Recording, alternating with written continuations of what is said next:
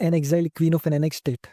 Everything is taken away from her, her power and wealth, even her son, who is so ignorant that he accepted the facade of British Empire, of their generosity, of their magnanimity. He thought of it as their real character, indoctrinated in a completely different philosophy, taken away from his native place, far to a different country, different place, different culture, and indoctrinated against his own culture in a way that he is completely oblivious to his own rights and culture and is happy being the subject of the queen.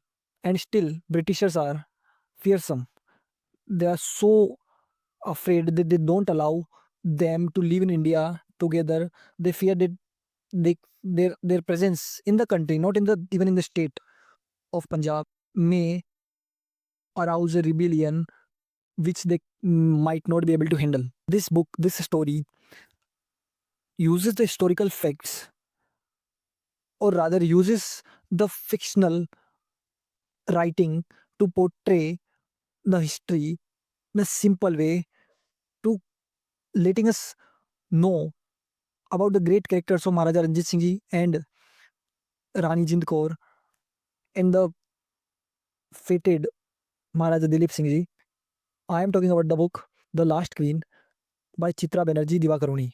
So Chitra Banerjee is a writer who gives voice to the female characters of the history, जो कि कहीं पीछे छूट गए हैं great characters के, male characters के पीछे, despite being having a greatness in their character, still hidden or not talked about much. She gives voice to those characters of the history through her fictional books. She has written so many famous books.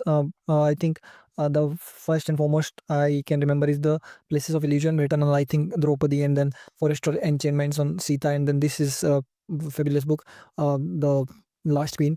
I had just completed this book. So now what this book will give you? Firstly, this is a fiction, okay? Uh, this is written on the fiction that it is all imaginative, ठीक है? But it ये एक वो ना माला की तरह है जिसमें ना फ़िक्शन को यूज़ करा गया है सारी हिस्ट्री के जो फैक्ट्स को साथ में पिरोने के लिए, ठीक है?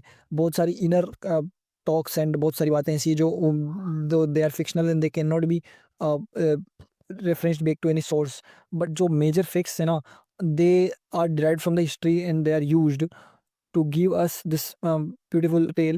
And the fictional tale gives us the picture of the Punjab under Maharaja Ranjit Singh Ji, and all the problems and ultimately fall of the empire, and the rise of Rani Jind Kaur and her resistance against the Britishers, and ill-fated Maharaja Dilip Singh Ji. This is the story of prophecies fulfilling. There are prophecies made that what will happen, and it happens. We are farther away from the event that took place behind in the centuries behind. Uh, but उसकी पहले ही prophecies कर दी गई थी। Maharaja Ranjit Singh himself had known कि क्या होने वाला है। Maybe he was not certain, but he had a little idea. Guru Gobind Singh का रेफरेंस आता है, he had also made the prophecy about king, ill fated king. Maybe it's this the वो जो है उनकी प्रेडिक्स जो प्रोफेसी थी वो जाकर के दिलीप सिंह जी से मैच होती है, ठीक है? Human strength and vulnerabilities, the strength जो रानी जिंदल ने दिखाई, और अगेन वल्नरेबिलिटी वही उन्हीं की वल्नरेबिलिटी, एक बड़ा डिबिकल जो उन्होंने खुद ने करा। Love and betrayal, Rani Jindan's love and the same person she loves betrays her in the battlefield, and the loyalty to the crown versus the selfishness of the courtiers. So this story portrays how uh, Ranjindan and Maharaja Ranjit Singh met, and how they how she falls in love with him. I think मुझे थोड़ा सा वो unrealistic लगता है कि how can a 18-year-old or a girl in her teens fall in love with a man in his 50s. It's difficult. We can admire a person for his achievements, for his aura, everything, but falling in love with someone, mm, and getting intimate and those things, ये digest नहीं होती, but still it has been written in the book. So we can say, okay, uh, her falling in love with him, and him accepting her as her last queen, and then जो है उनका health deterioration, and then his death, साम्राज्य में सत्ता को hold कर पाने की क्षमता किसी में नहीं होती है। जो महाराजा रणजीत सिंह ने इतना बड़ा साम्राज्य होल्ड कर रखा था, हिंदू मुस्लिम्स को होल्ड कर रखा था, and everyone in the court had there उनका कोई ना कोई सेल्फिश मोटिव था। उसके बाद भी वो रणजीत सिंह मतलब शेर पंजाब उनके अंडर जो है वो दे वो could not do any miss adventure, ठीक है। महाराजा रणजीत सिंह के साथ सब इकट्ठे थे, एंड देन फिर जैसे रणजीत सिंह उनका देहांत होता है, एंड देन जो दूसरे शासक आते हैं, Kharak Singh and Naunihal and some others also, उनको किस तरह से हटा दिया जाता है रास्ते से। ब्रिटिशर्स की conspiracy and the selfishness of the courtiers who wanted power, who wanted stability, who wanted sustenance, कि हमारा रहना चाहिए, और the greater good of the kingdom, and how Dilip Singh uh, uh, gains the throne while he was far far away from the throne. Maharaja Ranjit Singh has so many s- uh, sons who had to inherit the throne after his demise. Khadak Singh and then Khadak Singh's son Nonihal, and the throne has to passed on to their generations, and there was no need of Dilip Singh. But how destiny turns, and Dilip Singh went on to become the Maharaja of Punjab at a very young age. सिर्फ 5 साल की उम्र में उनको राजा की गद्दी पे बिठा दिया जाता है, एंड देन फिर जो ब्रिटिशर्स का करतूतें होती है, किस तरह से वो राज्य को धीरे धीरे करके पूरा हड़प लेते हैं, एंड जो ट्रीटीज होती हैं उनको कभी वो करते नहीं है। You will see the most hated face of the Britishers, because हम लोग वो रोज लिटरेचर वो पढ़ते नहीं है ना कि ब्रिटिश ने कितनी एट्रोसिटीज करी होंगी। तो बट जब आप वापस पढ़ते हो तो आपको पता लगता है कि ये इनका रियल फेस है। तो ब्रिटिशर्स का जो वो रियल फेस जो कितना वो पीआर के लिए खर्च करते हैं, आज भी ऐसा ही होता है। दे सामने से तो एकदम सुंदर सा सब कुछ है, और पीछे जो उनकी हरकतें होती है, ठीक है, किस तरह से उन्होंने साम्राज्य के अंदर उसकी जो ट्रीटीज का उन्होंने कुछ भी ढंग से नहीं निभाया। ये स्टोरी जो है ना, जिन रानी जिनकोर के पॉइंट ऑफ व्यू से नरेट करी गई है, एंड इट इज प्रयास करा गया है कि उनका जो कैरेक्टर उसको उभार के लाया जाए। उनके बारे में ज़्यादा बात नहीं होती, तो उनका कैरेक्टर को उभार के लाया जाए। हर रेजिस्टेंस, हर स्ट्रेंथ एंड हर वल्नरेबिलिटी जो उन्होंने गलतियां करी वो भी उसके अंदर दिखाई गई है। आफ्टर रीडिंग द स्टोरी आप ये भी कह सकते हैं कि अगर वो थोड़ी सी और विजिलेंट रहती, थोड़ी और तरीके से चलती, तो शायद इतना जल्दी ब्रिटिशर्स एनेक्स नहीं कर पाते स्टेट को। मे बी शायद दिलीप सिंह जी को और टाइम मिलता, मे बी कुछ और अच्छा हो सकता था। उनकी कुछ इमोशनल वल्नरेबिलिटी एंड उनकी एक रिवेंज, खालसा आर्मी से जो उन्होंने रिवेंज लेने का सोचा था, और उस रिवेंज को किस गलत जगह में उन्होंने इम्प्लीमेंट करने का सोचा। सो वहाँ पर उसके कारण जो है वहाँ पर वो फंस चुके, और वो battle first Anglo Sikh war जो है वो हारे, and then that lead to the fall. इस बुक को पढ़ते हो ना, मेरे को एक चीज़ लगी कि यार हम लोग जो आज आज से ही देखते हैं ना कि लिविंग, मतलब आप कोई भी राजा के महल वगैरह उनके पास कितनी लग्जरी आज भी हैं, ठीक है। दे एंजॉय द लग्जरी, और उस वक्त जब उनका खुद का राज होता था तो वो कितनी लग्जरी एंजॉय करते होंगे। बट उस लग्जरी को एंजॉय कर भी पाते हैं, नहीं कर पाते, दे जस्ट क्योंकि उनका माइंड तो पूरा, दे हेड टू, उनको अपना स्टेट पूरा कंट्रोल करके रखना है, ठीक है। इतने सारे अपराइजिंग्स हर जगह होते रहते हैं, and having a mighty enemy like Britishers, और इन ब्रिटिशर्स और दूसरे देख लो आप, उससे पहले मुगल्स थे, ठीक है। अगर कोई नेटिव जो राजा है हिंदुस्तान का, ठीक है, उनको मुगल से फाइट करनी है अगर, तो उनको उनको ये ध्यान रखना है कि कोई अपना ही आदमी उनको वो खरीद ना ले, कुछ भी लालच वगैरह दे करके, और अपने खिलाफ अगर कर देगा तो हम तो जीता जीता युद्ध हार जाएंगे। वैसे British they don't care about the morals, values and standards, और वैसे भी मुझे लगता है कि मोरल्स और वैल्यूज और स्टैंडर्ड की बात करनी नहीं चाहिए। दो जो ग्रेट किंग्स हैं ना हिंदुस्तान के, वो उन्होंने अपना ग्रेट कैरेक्टर शो करा है, दे राइज, उन्होंने राज भी करा है, विथ मोरल्स राज करा है।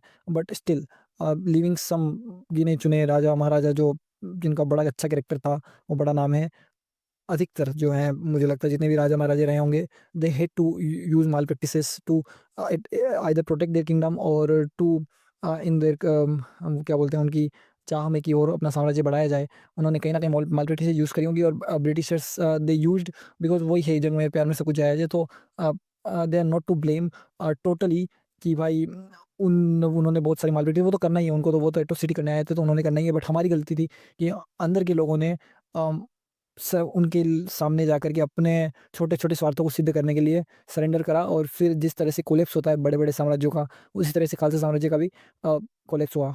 और रानी जिंद कौर का जो रेजिस्टेंस था ना, वो मतलब सच में सही था। शी कुड हैव सरेंडर्ड जब महाराजा को दिलीप सिंह जी को बाहर ले गए थे, वो वहीं पे भी कर सकती थी कि ठीक है, अब कुछ नहीं होने जाने मेरा, अब मुझे जो नॉर्मली हम आपसे ट्रीटी कर लेते हैं ना, आप मुझे कम से कम मेरा जीवन तो मैं ढंग से निकाल पाऊँ। बट उन्होंने समझौता नहीं किया। उनका जो जो ट्रीटी के अंदर जो उनको पेमेंट मिलनी चाहिए थी, वो पेंशन्स वगैरह वो भी उनको काटते गए ये लोग। और उसके बाद भी शी वांटेड कि भाई एटलीस्ट लोगों को पता हो, क्योंकि वे ना वो कैप्टिविटी में है तो वो ज़्यादा कुछ कर नहीं पाएगी, but still she tried through the spy networks कि भाई लोगों को पता हो कि ये लोग कर क्या रहे हैं आपकी रानी के साथ। और ये जो फेस बना कर रखते हैं सामने, मतलब सबको पता था वैसे तो इतनी एट्रोसिटीज, बट स्टिल एक खुला तरीके से इनकी जो करतूतें पता होनी चाहिए। और रानी के साथ सबसे खतरनाक सबसे बुरा ये हुआ कि the lost of the kingdom and power in the money वो भी ठीक से डाइजेस्ट हो जाए, बट जो she lost her son, not in a way that he died, but वो शायद खुश होती कि अगर वो लड़ते हुए वॉर में मर जाते। बट जिस तरीके से महाराजा दिलीप सिंह को ब्रिटिशर्स बाहर ले गए, एंड देन उन्होंने उनको जो है ना उनका पूरा से इंटॉक्सिकेट कर दिया, इंडोक्ट्रिनेट कर दिया दूसरी फिलोसॉफी के अंदर, ठीक है। और वो उनको एक ही वाज द मतलब heir of HAR of lower of the Punjab Maharaja Ranjit Singh, and then वो क्या वो क्रिश्चियन कन्वर्ट हो जाते हैं। और वो मतलब उनको ब्रिटिश मैग्नानिमस लगने जाते हैं, जीनस लगने लग जाते हैं कि भाई ये लोग इतना कर रहे हैं मेरे लिए। बट उसको वो शायद वो इतना सोच ही नहीं पाते कि उन्होंने कितना बड़ा जो है पीछे हड़प लिया है मुझसे। इतना बड़ा साम्राज्य, अगर अगर अगर ये साम्राज्य नहीं हड़पा जाता तो the queen queen Victoria and the Maharaja they would have same place to sit upon. वो उनका सब्जेक्ट नहीं होता बल्कि वो उनकी बराबरी के होते हैं। This was most painful for her, and वो शी स्टिल ट्राइज कि भाई मैं इसको वापस कैसे मतलब समझाऊं कि भाई ये जो इन्होंने आपके ऊपर ये भूत चढ़ाया है कि भाई Britishers are better, very good in their culture is very good in this and that. आपको फिर से उन्होंने धीरे धीरे करके लाने, but we can all understand it.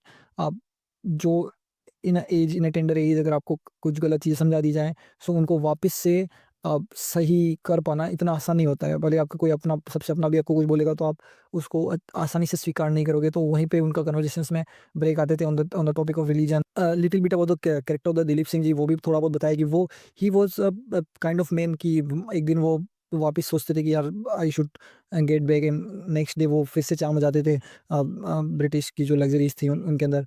Before her death मतलब उनकी डेथ तक उनकी व्हेन शी डाइज, तब जाकर के मतलब ऐसा लगा कि he had some major impact, and he was really thinking in this book, really thinking of कि भाई ये द ब्रिटिश का जो ये सब कुछ है इज जस्ट फेक एवरीथिंग, ठीक है। Before he was just coming in and going out, coming in going out in the reality कि भाई सच क्या है। उससे आ रहे थे जा रहे थे समझ में आता था, then again he was fascinated towards the British culture and things he was given. ये बुक ना मतलब इतनी एकदम मक्खन की तरह गई, ये एकदम से बहुत ज़्यादा कि स्पेशली कुछ अ, ज़बरदस्ती कुछ डालने की कोशिश करी हुई है, ऐसा मुझे बहुत कम जगह लगा कि यार इतना सा। पर मैंने कहा कि this things are ignorable. Writing language was so smooth कि एकदम, और कहीं पे भी गैप नहीं लगा कि यार ये खींच रहा है कहीं पे भी। And for me as a reader, मेरे को वैसे भी थोड़ी हिस्ट्री जो है उसमें डाइव करना पसंद है। सो मेरे लिए तो एक फीस्ट था जो मैं मज़े से खाया। Before this book I knew just the name of Maharaja Ranjit Singh ji, and and मैंने शायद अमृतसर में उनका स्टेचू देखा था, दैट्स इट।